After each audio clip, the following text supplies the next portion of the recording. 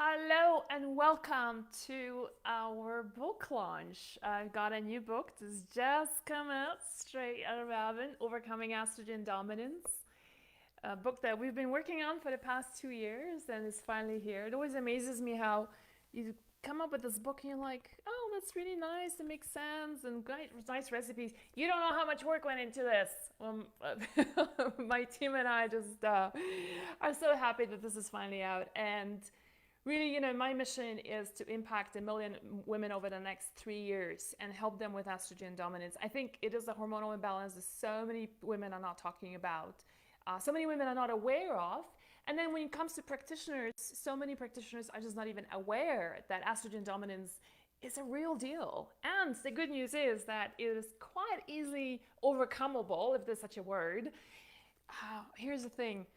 So estrogen dominance, what is it? And so right on the cover of the book, I mentioned here that this book is dedicated to all women who are experiencing estrogen dominance, and some of the symptoms would include things like fibroids, lumpy and fibrocystic breasts, period problems, hot flashes, thyroid nodules, endometriosis, miscarriages, breast cancer, and other cancers as well, like uterine and ovarian cancer as well, cellulite and stubborn hip fat that just would not go away. So you guys are in for a treat the next 8 days. We're gonna be doing a lot of videos and cooking demos. In the mornings, I'm gonna be doing cooking demos. We're gonna have a page for replay. It's on overcomingestrogendominance.com/events. So if you're coming late to the party, you're not missing out at all. Jean, if we can post the link, that will be awesome. And you can see the whole schedule for the next 8 days. Every day there is a focus area. Today I'm just generally talking about estrogen dominance.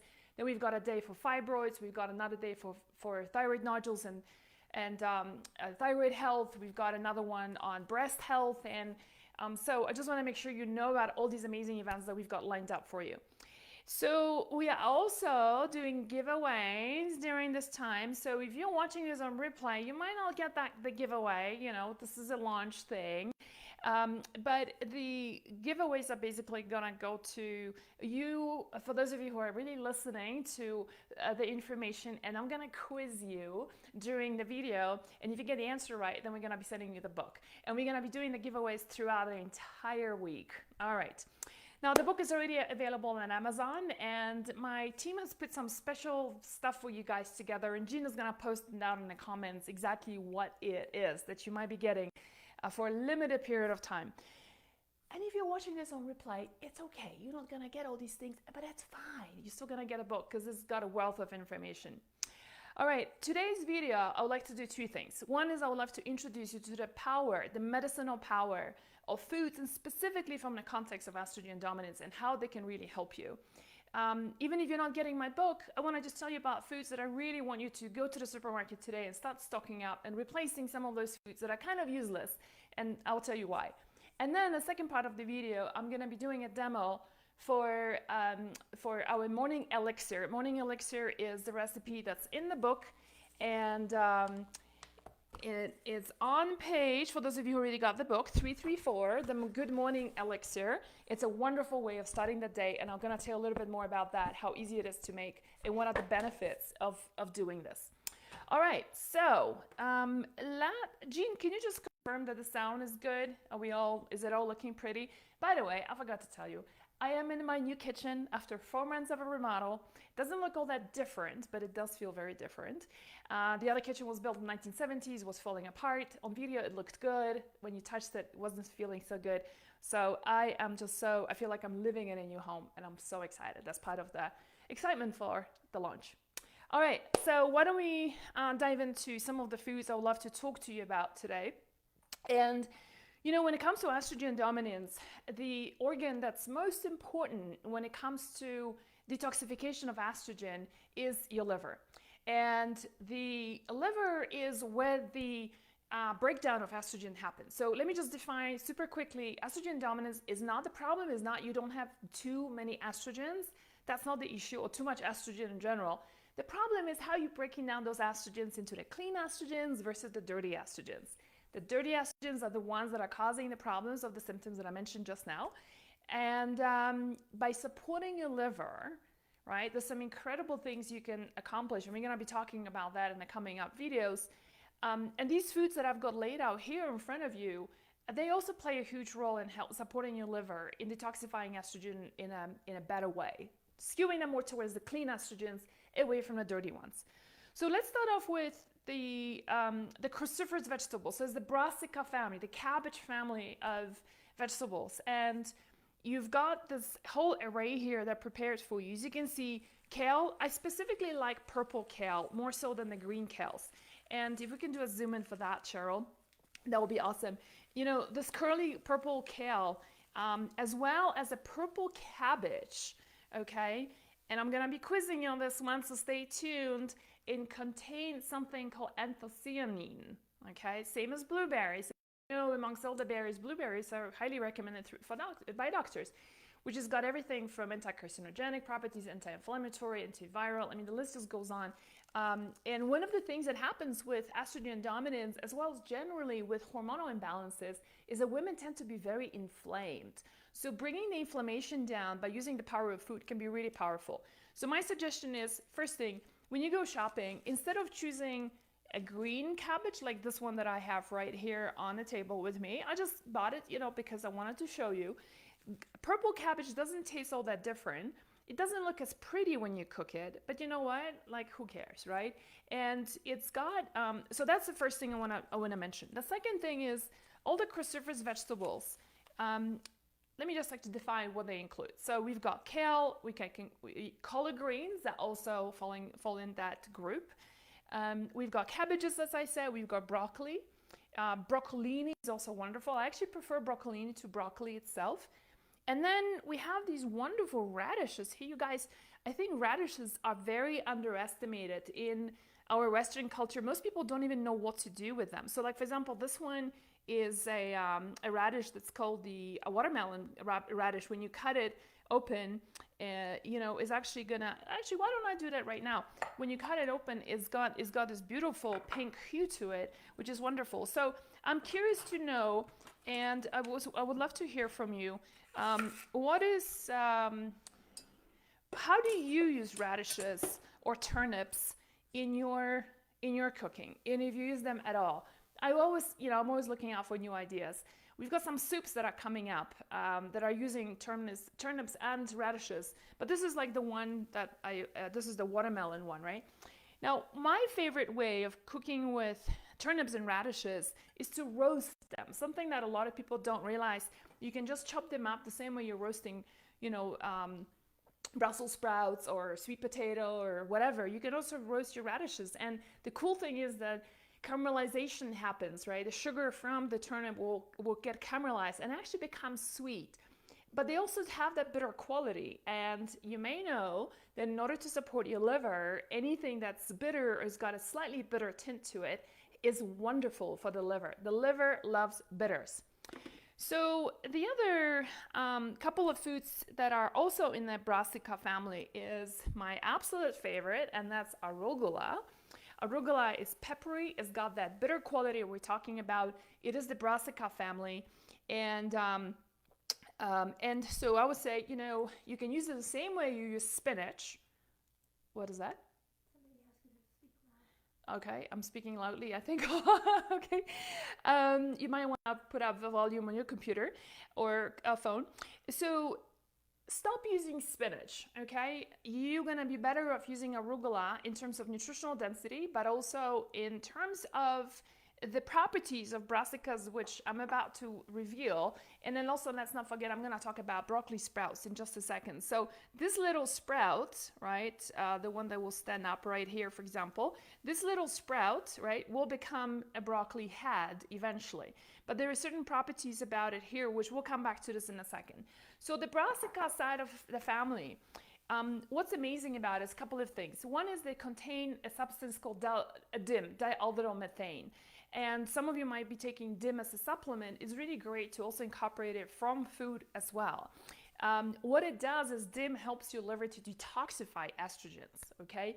The other thing is that cruciferous vegetables are rich in is sulforaphane. And so the highest amount of sulforaphane is actually contained in broccoli sprouts, but all of the cruciferous vegetables contain that as well. Sulforaphane is anti-cancerogenic. There are studies that show how broccoli sprouts can kill cancer cells, stem cells of a cancer cell. How incredible is that, right? And so this is on top of the fact that amongst a lot of other vegetables, such as, for example, lettuce or zucchinis, these vegetables, the brassica family, is a lot higher in nutritional value. And so I always joke about it and say, throw away your lettuce and start using your arugula. That's a really great substitution to consider if you like eating salads or making smoothies, right?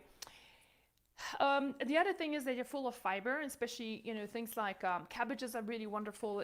It's high in fiber. So is kale, right? So those are the main features. Now there's a couple of few other foods I want to talk about. And by the way, all these foods that I'm discussing here, they are packed into the recipes that we have here for you. So, we have over 50 recipes that are right at the back of the book. And all these recipes are just loaded with foods like these. We don't waste any time on lettuces and zucchinis and things like that. We just want you to pack all that kind of nutrition to your body. Now, the other thing I want to talk about is one of my favorites and that's pomegranate seeds. There is a video of me removing pomegranate seeds in an article. So, Jean, why don't we post that? Because a lot of people are not keen on buying pomegranates because it's a pain in the butt to remove the seeds, right? Unless you know how to do it. And there's a video that I'm showing how to do it in like less than 2 minutes. And it's a spoon whacking method. So I whack the pomegranate. Really simple way to get it out. Pomegranates are amazing. Let me just tell you, almost in every culture in like the Middle East, so in Israel and in India and in Iran, pomegranates have incredibly big place in a woman's health and wellness. If you give you an example, like in India, for instance, when a woman gets married, she gets a shot of pomegranate juice for fertility. But in Iran, for example, when a woman is experiencing hot flashes, she's also given pomegranates, right? And you think like, wait, hold on. So here's a woman who's getting married, so she's got good hormones, but she's taking it. And here's a woman who's got really low estrogen and progesterone. She's also taking this. So what's up with that? And so that's what's amazing about pomegranates is they contain something called SERM, selective estrogen receptor modulator. And you don't have to remember that, but what it is basically depending on what you need, the fruit comes in and does the work. Meaning that if you're low on estrogen, it's going to bring it up. If you have too much estrogen, it's going to regulate it down, especially the dirty estrogens. How incredible is that? So that's why it's called selective estrogen receptor, because it selects whether you need more estrogen to dial it up or whether you need to block off the receptors from too much of dirty estrogens. I'm talking a lot about the biochemistry of food because I want to show you the real true power of food. Like food is not just pleasure or a functional, something that you put in your body in order to get through the day. Food can be your medicine or it can be your poison, right? And so you don't have to remember all of that stuff I'm talking about today, but I just really hope it brings some appreciation and love for you to understand that, by surrounding yourself with these foods, you can really, really support your hormones in a wonderful way. One other thing I have right here before I show you the recipe that I have for today, it's flaxseed. So you might see that half of it is, I kind of mixed them up. One of it is brown and the other half is slightly golden. Flaxseed is an interesting seed because it contains phytoestrogens, right? So naturally occurring estrogens. And here's an interesting thing. If we do get a negative email from our community, our listeners, readers, the comment is, your stuff doesn't make any sense. If I'm estrogen dominant, I already got too much estrogen. Why would I be adding even more estrogen by using these seeds? I don't need any more estrogen. Let me just say this. You and I would not be here today, you listening and comprehending what I'm saying, and I would not be able here to be full of energy and present what I'm presenting and speak to you in a coherent way if we did not have sufficient levels of estrogen. So as women, our cycles, our health of bones, our skin quality, our cognitive function are dependent. Our reproductive organs, our cycles, if you're still cycling, are all dependent on sufficient levels of estrogen. So we need it. The problem is how we break them down. And estrogen is a good example. If you're low on estrogen, so you're experiencing things like hot flashes, night sweats, you're having a lot of memory loss, you're beginning to put on weight around your tummy, estrogen is a wonderful seed to bring up those estrogen to a higher level. However, the beauty of estrogen is, of flaxseed, when it's ground, okay, when it's ground, and using like 2 tablespoons a day of ground flaxseed, it helps you to bring up estrogens. But guess what? It also blocks that there is something called the lignans, and that's found in the fiber. So you won't find it in the oil of flaxseed oil, but you can find that in the seed itself when it's freshly ground. The lignans are basically, what they do is they help you to select and block the cells from, it's like basically serum. Like when I talked about pomegranates, the pomegranates can block certain estrogens from coming through the cells. Guess what? Flaxseed does exactly the same thing. Now, 1 in 20 women have a paradoxical response to flaxseed. Instead of feeling better, you suddenly feel like your breasts are getting a lot more painful, your periods are getting worse. That's because there is something missing in your gut to break down those lignans. And this is more of a rare as in 1 in 20 women might experience that. It sends you a signal that there is something maybe in your gut that you might be thinking about to really diversify your microbiome. But otherwise, most women respond really wonderfully to flaxseed. And so not surprisingly, we have quite a lot of recipes that do contain flaxseed in the book.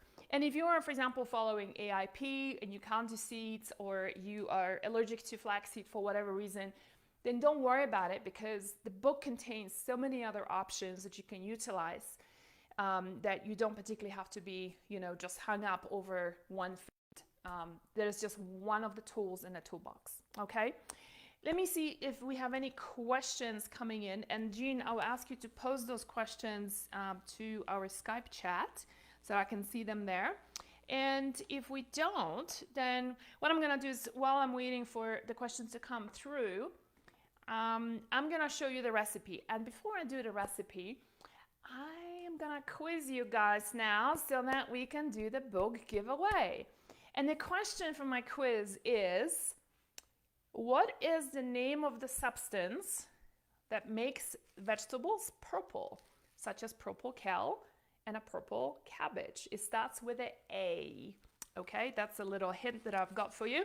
For those of you who get the first answer right, we've got the book going out to you. My team will reach out to you, and we've got, we will get your address and do all the shipping, all that good stuff. Okay. So let me move things out of the way, and next I want to show you a recipe from page 338, which is also known as the Morning Elixir. Now, as I'm setting up, I'll say one thing. A lot of you are starting the day using, you're starting a day with coffee. Right? So that's like the first thing that you're putting in your body is coffee. Not the best idea, okay? And a couple of reasons. Number one is coffee is highly acidifying. So many of you know that if you want to keep a healthy body, lower inflammation in your body, you want to be alkalizing your blood and your urine, your overall body system, not your stomach, but the rest of it, right? You want to be on the alkali spectrum and not on the acidic spectrum. Well, guess what? Coffee is going to acidify you right off the bat, okay? Second thing is it can really throw your blood sugar balance out of control, giving you a lot of cravings further down the road, right? 11 o'clock, you're like, muffin time. And then you're like, oh my God, why do I need that muffin? I don't want a muffin. And, and there's this crazy conversation we have with ourselves, right? So one of the things that you can do is really start off the day on the right note. And to do so, I want to show you a simple recipe of using, we're going to be using fresh turmeric root. If we can do a little zoom in on that, that'll be great. So we've got turmeric root, we've got just ginger, you can get from anywhere. And then we're also going to use lemon or lime. And so it's absolutely up to you, okay? Now, I always get a lot of questions about the juicer, so I just want to address that. Use whatever juicer you have. In fact, one of the version of the recipe that we have for you here for the Good Morning Elixir is there is method 2, So right on the side of the page here is method 2. Method 2 explains how to do this by using dried turmeric. I know that not everybody has access to fresh turmeric, and so don't worry about it. You can use powdered ones. And then ginger, I'm using ginger with the skin on. A lot of times people ask me, why do you not peel it? A is because I'm lazy. B is because if it's organic ginger, you can actually use it. There's a lot of really good nutrients in the skin itself, right? But if you cannot get access to organic ginger, then do peel it off. I want to just show you a super quick tip on how to do that, because I think it's a really cool trick that I've learned, and I use it often if I do need to peel ginger or turmeric. And that's basically using, just cut off a bit, is using a back of your spoon in order to, if we can do a zoom in on that, yeah? And it's basically, this is how, see how easy it is? And you can get into all the crooks and crevices right here on the ginger, and then just really in no time you can peel it off really easily, okay? I'm not gonna be doing that with my ginger because it's organic ginger, so it's all good. Now, the recipe gives you like the exact measurements and whatnot. So I'm gonna just make a smaller amount just because I didn't have like the pound and a half. But anyway, so I just want to show you how simple it is. And before I do that, I'm just gonna talk about the juicer, because we always get a lot of questions about the juicer. So use whatever juicer you have, okay? But if you're buying a new juicer, or if it's your birthday coming up, or maybe you're watching it right on Christmas, and you're like, hint to your partner and your family, like, I've always wondered if I could get this masticating juicer. So what you see here is a masticating juicer. The difference is that if I open it up and show you, there is this big screw inside, and if I could open it, oh dear God. Okay, anyway, there is a big screw inside. You can probably see it. It's slightly orange already because there's so much of oils inside turmeric that it stained it, but that's okay, I don't mind that. And what it does, what the masticating juicer does, is it crushes the fruit, the vegetable, the roots. You can also make nut butters with this. It's very quiet. You're gonna see that in a second. And that's what I like about it. There is no heat that gets emitted here, which also means that it doesn't damage any of the enzymes in whatever you're juicing. And it's super easy to clean. I don't know, for some reason this got, oh, there we go. Okay, maybe I was screwing it the wrong way. Okay, so I want to show you, it really is simple. It's just this big screw right here and you just rinse it under the water. Again, mine is stained because of the turmeric. Maybe if I spend 2 hours cleaning it, I could get it off, but I'm not gonna do that. And that's it. So the juicers that are most popular, most commonly used, I should say, are the loud ones, and I'm forgetting the name right now. It's not masticating, but it's anyway, you know what I'm talking about.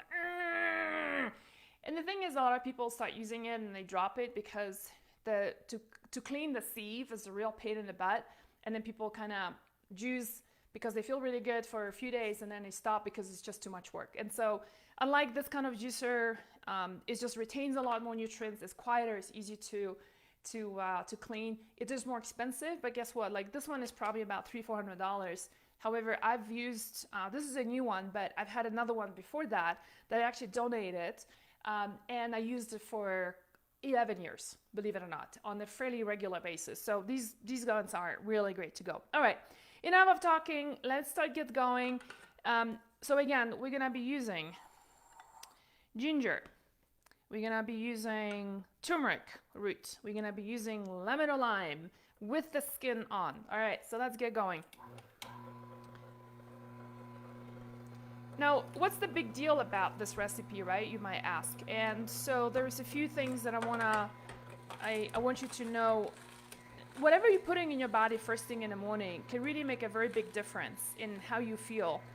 And I'm doing turmeric now.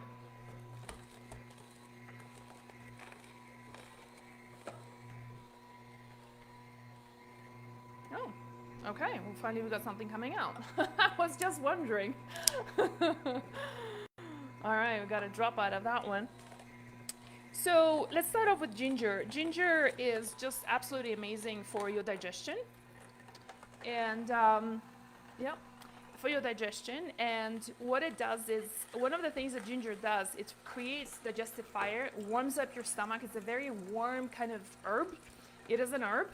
And then by doing so, is actually, when you warm up your digestion, you digest things a lot better. Well, guess what? When you digest things better, you're extracting a lot more nutrients out of the food you're putting in your body, right? So that your endocrine system, your whole hormonal system works a lot better. The other thing that ginger does is it creates peristalsis, so movement in the bowel, so you don't get constipated. It can help with constipation. Turmeric, on the other hand, I mean, everybody knows the incredible benefits of turmeric in terms of being anti-inflammatory, and it's very true.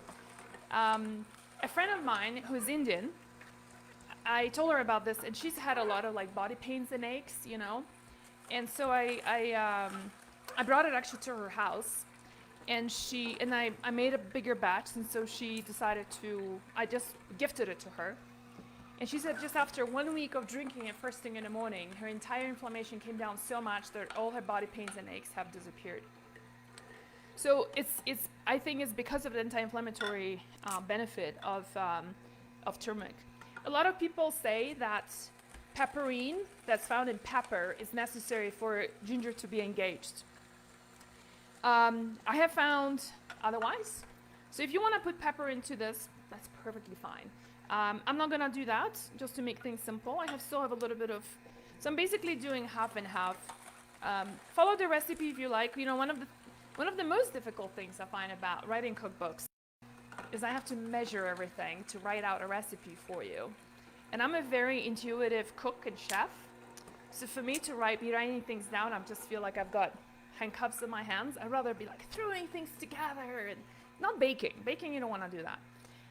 But everything else, I think that way is great. All right, so we're kind of done with the ginger turmeric part. I want to show you the next thing we're going to do is we're going to take a lemon or lime, and it's absolutely up to you, whatever you want to use. And we're going to be juicing it, including the rind. And the reason why we want to do the rind as well is because the rind contains something called D-limonene. D-limonene is a wonderful substance that supports your liver. Now, the other reason why we are doing lemon or lime first thing in the morning is because, remember how I was talking about alkalizing your body and not acidifying your body? That's exactly what a lemon and lime would do for you. Not orange, okay? Orange does not have that ability. So drinking oranges first thing in the morning, not gonna do it. Sorry. Okay, so for this amount, I will say 1 lime will be enough. It's gonna also add the white part, right? So below the rind, there's the white part here that you see. And that part is very bitter, but it's also full of pectin. And pectin is wonderful for your digestion, but also it's bitter. So remember how I talked about we want a bit of bitter quality to support your liver first thing in the morning? Wow, it's just so, can you see like this is not just food or a drink, a random drink. This is a real medicine, right? So in terms of dosage, all you have to do, you just drink, let me just get something to catch it because I don't want a turmeric state when you counter. That's just not okay. Whoop. Okay. All right.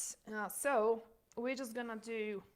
How many of you here have been to Bali or Indonesia? Because you might recognize this drink is actually in Southeast Asia. It's called jamu, J-A-M-U, jamu, and they sometimes modify it. They add other things like lemongrass to it, or tamarind is also often used. Okay, so we've got just an ounce. That's all you need to do to have a drink first thing in the morning. And that's why we call it the Good Morning Elixir. That is part of all our meal plans. By the way, the book has got 2 weeks of meal plans laid out for you.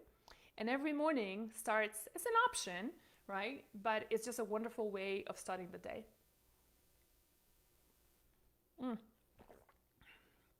It's intense, I won't lie. You don't want to add sugar to it because you don't want to be giving yourself a spike in blood sugar levels first thing in the morning. It's like, now I feel like Popeye. This is Popeye food, not spinach. So, hey guys, if you're joining late, my new book, Overcoming Estrogen Dominance, is just come out. It's on Amazon now. It offers, the first part of the book really talks about what's going on in your body, why do you have estrogen dominance, different kinds of estrogen dominance, what are the foods that you can bring in. The rest of the book, we have wonderful recipes for you that are highly anti-inflammatory, full of the foods that I talked about today that really help you balance estrogen in the most natural ways possible. We have a 2-week meal plan for you. One thing about the recipes, if there was anything that I learned from my first book, was the fact that the recipes receive, in general, good response. But the one criticism that we did get from a number of you was that they were a little bit too complicated. There was maybe a little bit too many ingredients. You wouldn't have the time to develop them. By the way, I'm so salivating as I'm talking. And part of the salivation is because of the gastric, is the ginger working, right? And like really getting my gastric juices going, which is wonderful, just preparing it for digestion for a nice breakfast. And then the other thing about the book and that we've done, so the recipes are a lot simpler. My brief to the recipe developer is to use 5 ingredients and making it 30 minutes or less of active time in making the recipe, right? So they are a lot simpler. Honestly, these recipes are not gonna win us any awards, but I don't care. They're there for you to really get in the kitchen with limited time, do batch cooking, prepare something that really on the fly, it takes you 10-15 minutes to put together and really go with it. And that's really, that's what is gonna really promote healing when you do something on a daily basis consistently and not once in a while. The other thing I wanna just tell you is that we have these protocols. So for example, for instance, on chapter 12, we have the, as you can see probably, hot flashes protocol, right? And the hot flashes protocol has got all the information in here. What do you do to mitigate your hot flashes? This is after having done the estrogen reset foundation. The foundation is basically all based on an anti-inflammatory diet, so elimination diet, using foods like these, but also cutting out gluten, dairy, eggs, soy, corn, minimize your sugar intake. That's what the book is all based about. So it's completely free of all these highly inflammatory foods that we know many women are struggling with. And then once you cover that as a base, you start eating our way, you're gonna start feeling incredible amount of improvements right away. But then you wanna just add on some extra things, maybe a couple of supplements, maybe you wanna do some castor oil packs if you have fibroids. If you have fibrocystic breast, and tomorrow we're gonna be talking about fibrocystic breast with my good friend Gay, who is a healthy breast expert, and how to massage it and how to do a lymphatic massage on your breast.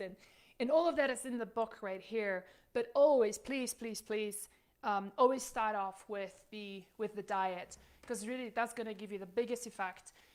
One of the charts that is in the book, let me just see if I can quickly find it, is this pyramid that I have, which I call it the healing pyramid to your hormonal balance. And excuse me, the pyramid just basically I developed it over time.